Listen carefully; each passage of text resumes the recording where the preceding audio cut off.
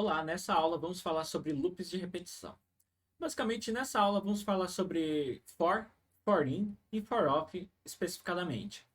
Bom, aqui o for, a gente tem ele para fazer interações entre valores quando a condição é verdadeira e as características dele são. Aqui temos o inicializador, onde eu estou dizendo que a nossa inicial i vai ser igual a zero. Aí a gente vai fazer uma comparação utilizando os operadores lógicos, aonde enquanto i for menor do que 4, ele vai acrescentar mais um e vai executar, certo? A gente executa mais um para quê? Para que a gente consiga ter um ponto de stop dessa nossa operação, porque senão ia ficar rodando eternamente. Então, basicamente, o i ele ia ser sempre menor do que 4 e a gente não conseguiria alterar esse valor. Então, esse i++, ele vai fazer o quê? Ele vai fazer um incremento nesse valor aqui. Então, a primeira vez que rodar a nossa aplicação, o valor de i vai subir para 1, aí rodou de novo, vai para 2, rodou de novo, vai para 3, 4 e na hora que ele chegar em 5 ele vai parar a execução porque o i não vai ser mais menor do que 4, certo? Então, bora testar isso aqui e vamos ver o que ele vai trazer de resultado para a gente. Bom, rodando, ele vai trazer aqui para mim a informação de i, que é basicamente o que a gente fez aqui inteirando. Então, ele vai começar no zero,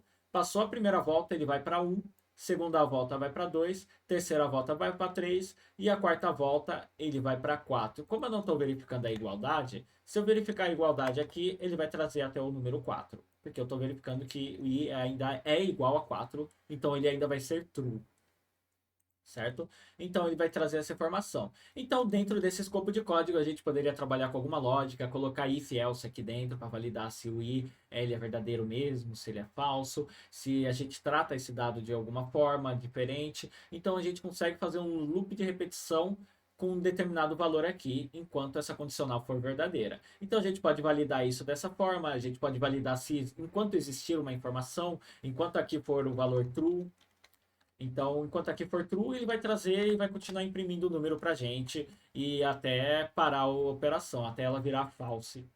Então, a gente consegue trabalhar dessa forma. Bom, agora, no caso do forin, ele tem uma particularidade diferente. O forin, ele vai trabalhar basicamente com o quê? Ele trabalha com objetos. Aqui eu estou trabalhando prop, então é uma propriedade. Então, eu estou declarando aqui let prop in object. Então, ou seja, a propriedade dentro desse objeto aqui que eu declarei aqui em cima. Então, vamos trabalhar aqui, vamos ver o que ele vai trazer para gente. Então, ele trouxe aqui para gente. Imprimiu 3 vezes, por quê? Porque eu tenho 3 itens dentro do meu objeto. Então, ele pegou o primeiro objeto, pegou a prop dele, que o nome dele é o quê? É a chave.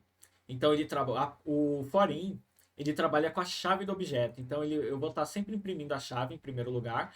E em seguida, eu posso encadear essa chave com o valor dela. Sempre que eu quiser passar o valor dela, eu uso essa minha chave, esse meu colchete, na verdade, e passo aqui a prop dela. Então, aqui eu vou trazer 1, 2 e 3. Se eu fosse uma letra aqui, então eu poderia trabalhar com letra.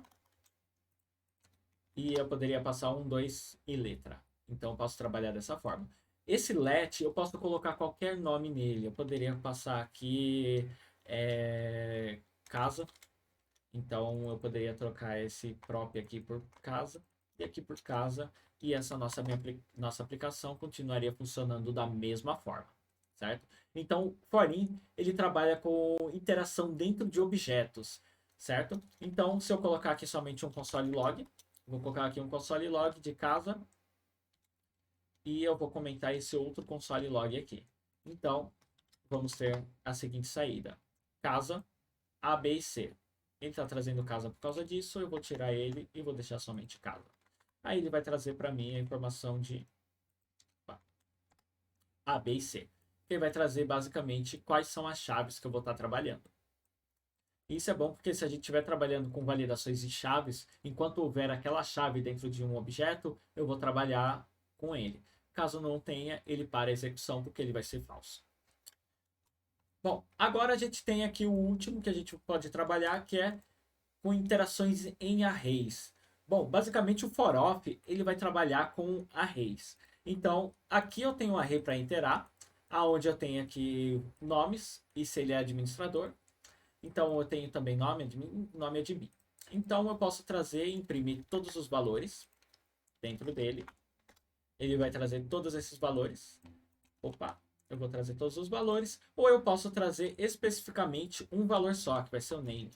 Então eu posso trazer um valor deles. Name, ou eu posso trazer o admin. E ele vai trazer os admins, certo? Aqui também, mesma regra do outro, eu posso colocar qualquer coisa. Eu vou colocar aqui um oi.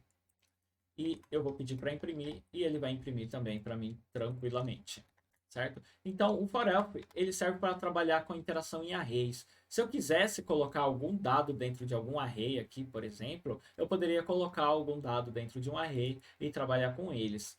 Então, mais para frente a gente vai trabalhar com isso daí mais na prática, trabalhando com arrays, mas por enquanto é interessante a gente saber qual que é a forma de declarar essas variáveis e qual o propósito delas, certo? Então a gente consegue trabalhar com esses loops de maneira tranquila, certo? Então, espero que vocês tenham entendido a diferença dos loops de for e nos vemos na próxima aula. Até mais.